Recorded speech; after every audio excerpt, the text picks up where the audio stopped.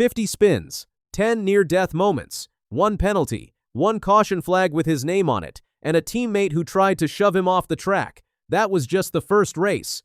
He still had another one to go. Saturday, April 4th, 2026, Rockingham Speedway. The man known to millions on YouTube as Cleetus McFarland strapped into the number 33 Chevrolet for Richard Childress Racing, one of the biggest teams in all of NASCAR, and this was only the beginning of a day that nobody saw coming. Now, before we get into the chaos of the main race, you need to know what happened earlier that same morning, because Cleetus didn't just run 1 race at Rockingham, he ran 2.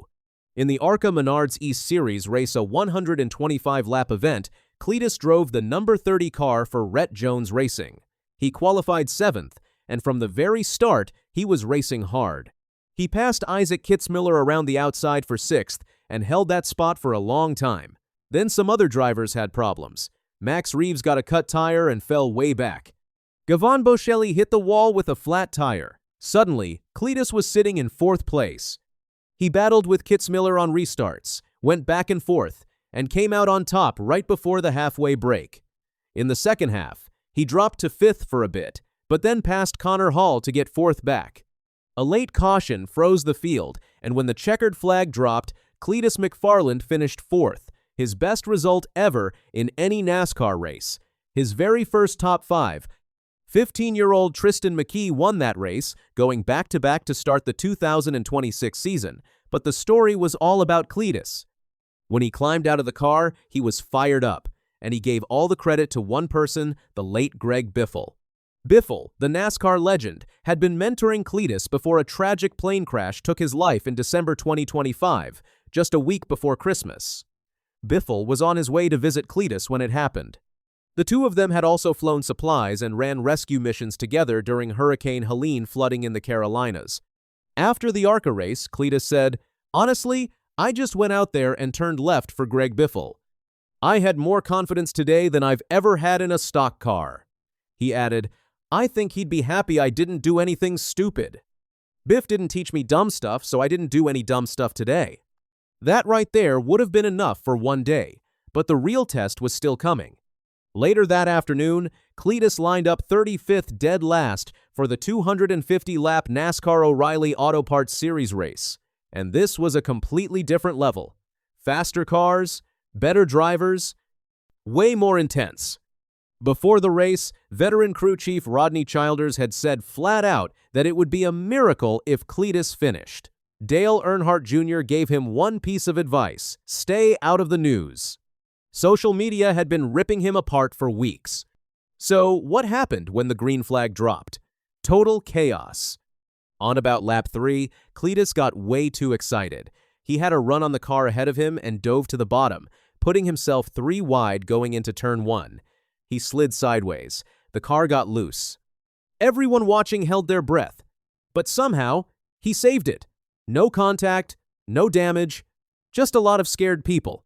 After the race, Cleetus laughed about it. "What was it, lap 3? I went 3 wide on the bottom. I don't have enough skill for that," he said. "Luckily, I think I made everybody need a change of pants up there with me." But that early slide killed his tires. He learned the hard way just how sensitive these cars are. By lap 25, he was already a lap down. The leaders were pulling away. Then on lap 49, another close call. Blake Lothian spun right in front of him in turn 2. Cleetus barely missed him. Around 50 laps in, though, something changed. He found his rhythm. He was on his own, racing a small group of cars, and his confidence came back. At one point, he caught up to his teammate Jesse Love, who was saving tires at the back. Cleetus watched Love's racing line and realized he'd been doing it wrong all day. That one moment taught him a lot. And then came the highlight of the whole race for Cleetus. He worked his way up to 26th place. When his spotter told him the number, he got so excited that he immediately went into the next corner too fast and spun out. He literally lost it because he was too happy. "I think we got to 26th for a minute, and I was like so excited just to hear that." Cleetus said, "That literally the next corner I went in and spun out because I was just going too danged fast for my own abilities." Then in stage 3, NASCAR hit him with a pit road speeding penalty. He dropped back to around 30th. things went from bad to worse. On lap 206, the biggest moment of the race, his car broke loose in turn 3.